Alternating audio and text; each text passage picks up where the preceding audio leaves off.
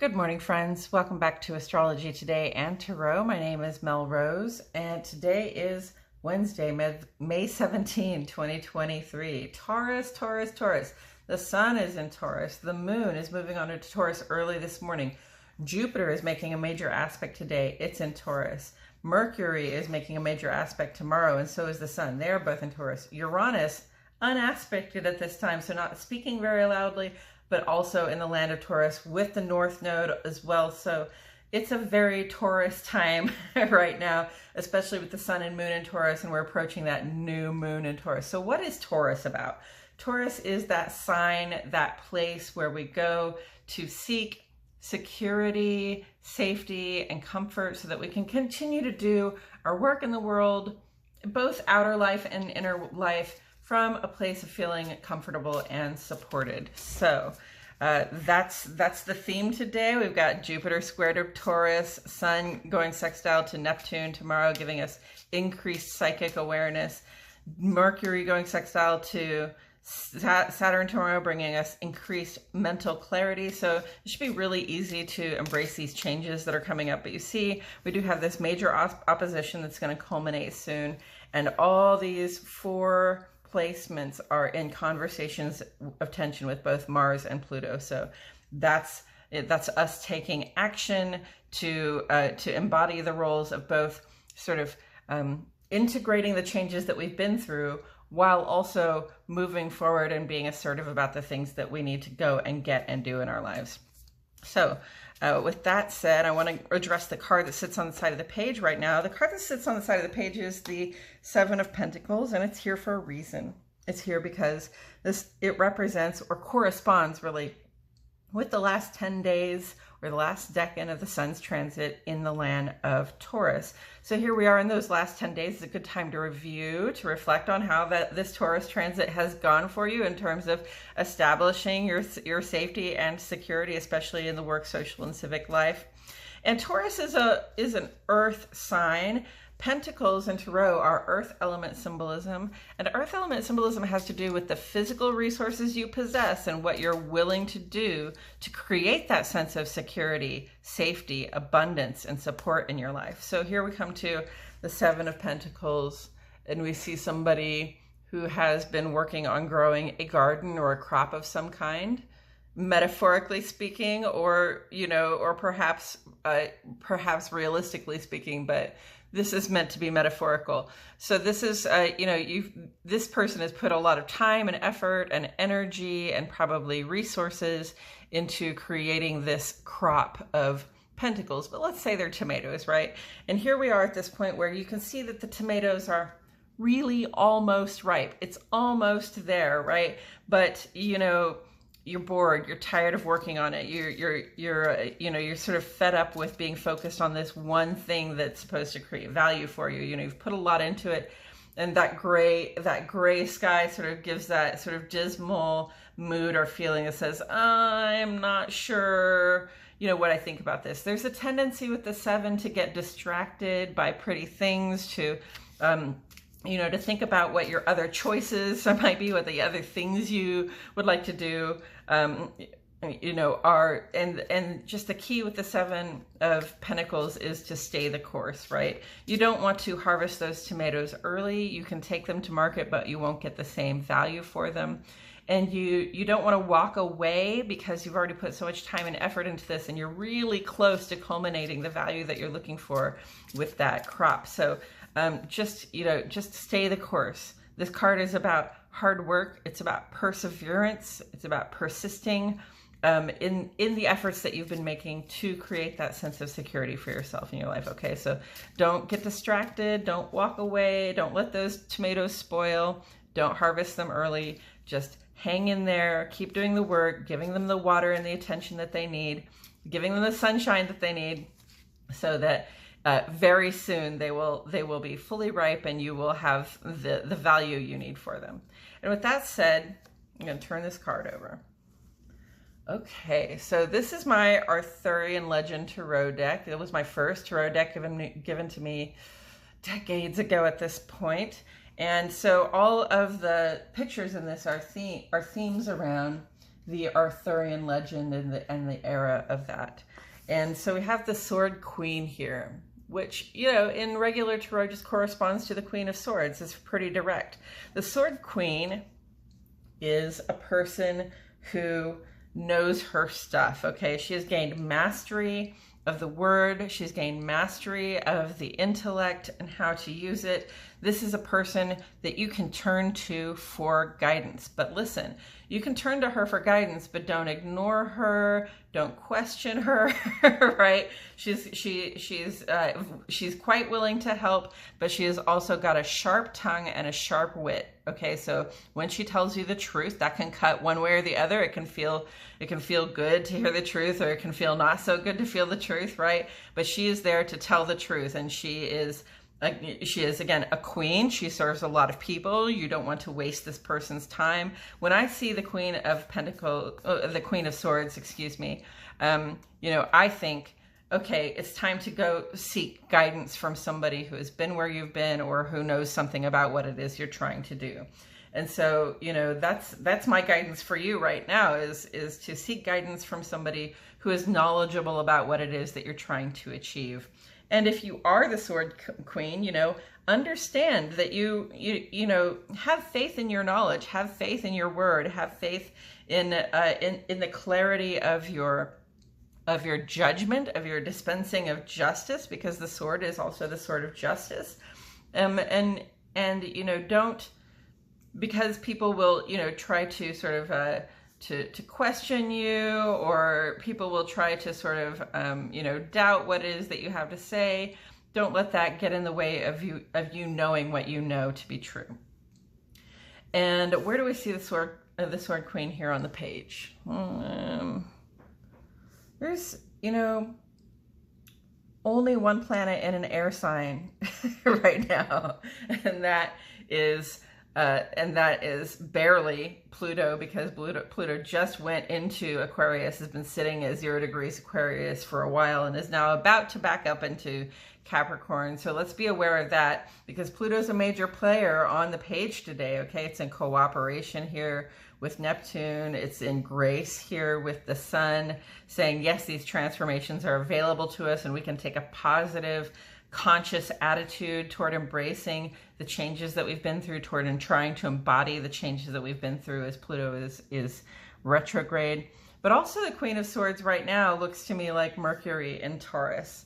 And I say the Queen because Taurus is ruled by Venus, our traditionally, I guess, feminine planet, receptive planet. It's about those things we like, love, and can't get enough of, and drawing them in, what we can attract to ourselves and how we do that, right? Our general attractiveness, our general ability to ask for what we want and get it. And, you know, Mercury in Taurus is very much all about asking for what we want, and hopefully getting it, right? And we have all these planets sitting over here in Taurus. The moon moves on into Taurus today. So that's 5 planets and the North Node in Taurus today. If you are feeling those themes, those Taurus themes of seeking stability and safety and comfort so that you can feel supported, right? If you're feeling those themes very strongly right now, that is for a reason. Those themes, the way they affect you, the way they tug on your heart and your mind and your ability to act, are those themes are going to they're going to allow you to take action, you know, both to move forward as Mars is about to move into Leo, both to like make physical, real progress in your life toward the goals that you have set for yourself, but also they're going to empower you to reflect on the changes you've been through and embody them, right? So, you know, embodying the changes you've been through just says, okay, I have accepted that I've been through this change, and I'm going to allow it to impact the way that I show up in the world from now on. Right. So these things are, these 5, but especially these 4 placements, the Moon, Jupiter, the North Node, and Mercury, are in this conversation of tension with both of these planets. They're in Taurus, and they're here to say to us, you can take action when you think about your security, when you negotiate and plan and you know, even intuit, right? Because we've got this increased psychic awareness on the board for us right now. Even when you intuit, when you use your body, when you use your heart and mind to try to move yourself forward in the direction of those goals you have that you've not yet completed, you're also using your body, your heart and mind to integrate those changes. It's very positive. It looks challenging, and it is, okay? This Jupiter square Pluto can bring about surprising developments. You may feel a little disoriented. It's tempting to let yourself get impatient, Mars. It's tempting to get a little bit greedy. All these planets in Taurus say it's tempting to be a little bit greedy about the stuff that we like to have.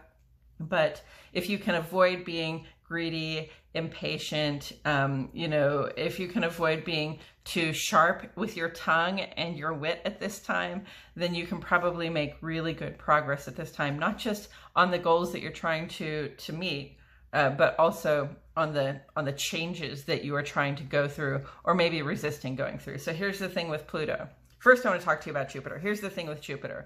Jupiter wants you to think about what it is bigger, badder, and better that you want for yourself in your life. And, you know, those expanded experiences, traveling more, getting a higher education, doing, you know, business on a larger scale. That's what Jupiter is there to help us see that we want. And then when we see that we want it, we create goals that move us in that direction. And when we start creating goals that move us in the direction of that bigger, better experience for ourselves, then Jupiter sort of matches our effort and says, okay, here's some good fortune. You know, you did well, you did well trying to do this. I'm going to add some good fortune. I'm going to give you a little boon to help you feel like you're making the right kind of progress. And then here's the thing about Pluto. Pluto, you know, brings us through changes. It brings us through highs and lows of experience that that ultimately change us, right? So if we are cognizant, if we're paying attention to the changes we're going through and the way they're supposed to transform our lives and allowing that to happen, then Pluto's our friend and it just moves along with us. It drags us along and we catch up with it. There's nothing very upsetting about that, you know, unless we drag our feet. But if you've been dragging your feet, you know, if you've been given guidance to embrace a change, if you have been, you know, if you know that the truth is that, if you know a truth that says, you know, this thing is going to change, it's not going to remain the same. We're not going to be able to keep these things the way we wanted to keep them, right? If you're aware of the truth of that and you have still been resisting the changes, you say, no, I'm not going to do it. I'm not going to do it. I'm just going to pretend that all those changes didn't happen. I'm going to be the same person I was. Well, then Pluto is likely to just grab you up and pick you down, and throw you down where it feels that you're supposed to be. As it says, you were supposed to embrace all these changes between here and here so that you could be transformed gradually in the easy way, right? But Pluto says, look, we can do this the easy way or the hard way. Either way, we're going to do it my way. So, you know, that disorientation that can come up, the surprises that can come up at this time, those are often actually probably a result of your resistance to embracing the changes you've been going through. So that's your guidance on that. And here's the Seven of Pentacles together with the Sword Queen. You know, the guidance is to wait, right? The guidance is to push through. The guidance is to persevere at this time. And, you know, perhaps this perseverance is what's going to bring about the mastery of insight, the mastery of truth, the mastery of the word and the intellect that you're looking for, okay? Because this crop doesn't have to be a crop of tomatoes, right? This looks to me like, you know, like a person who's on the verge of graduating, or like a person who's thinking about dropping out of college, you know, a year before their graduation, or dropping out of high school a year before their graduation, or a person who is, you know, who sought some sort of education or upgrades in knowledge or guidance and is now tempted to ignore that guidance because they feel like it's taking too long to get what they wanted, and they're impatient and they don't want to do this anymore, right? So again, listen to the guidance, all right? And especially if you're getting an education, if you're trying to gain mastery of the intellect, of the word, of the truth, of justice, right? If you're in school for that, or if you're simply schooling yourself about something that tells the truth about the world, now is not the time to give up. Now is not the time to walk away. You can't graduate early. Nobody's going to let you do that unless you've done all the work, right? So there's more work to do. And, you know, the guidance here is to stay the course so that one day, soon, perhaps, you can be the Queen of Swords. You can be, you know, the sort of badass lawyer that shows up to tell the truth and you know, help people gain justice. Or you can be the leader here who, you know, has the authority to tell people not just what to do, but why it is that we're doing things. Tell people the truth so that they know that they're operating from a secure position and can move forward with all the information that they need. All right. And another thing I just want to say about the Sword Queen, because I did point to Mercury in Taurus, is that Mercury tomorrow makes this major aspect with Saturn. It's been culminating for a while, but now is the culmination. This will be the strength of the aspect tomorrow. So this is a time, if you've been feeling it, where we want to get organized. We're working on security. We're working on, you know, we're taking care of business in the home. We're paying the bills. We're making repairs. We're doing the grocery shopping, getting the materials, the stuff and things that we need to feel secure and supported, right? And we're doing it with increased mental clarity because Mercury just moved forward, and we're doing it with a real sense of practicality because it's all about Saturn, those structures and networks we rely on for support. So, you know, embrace the mental clarity, embrace the increased intuitive awareness that is available to you at this time for the next several days, so that you can also embrace these changes that are coming up for you, because the change is the constant thing. The change is the thing that, you know, it doesn't matter whether you accept it, right? So you might as well accept it, embrace it, and move with it. I think that's all I have to say about it today, friends. Thank you so much for joining me. I truly appreciate your presence here, and I'll see you all in the next video.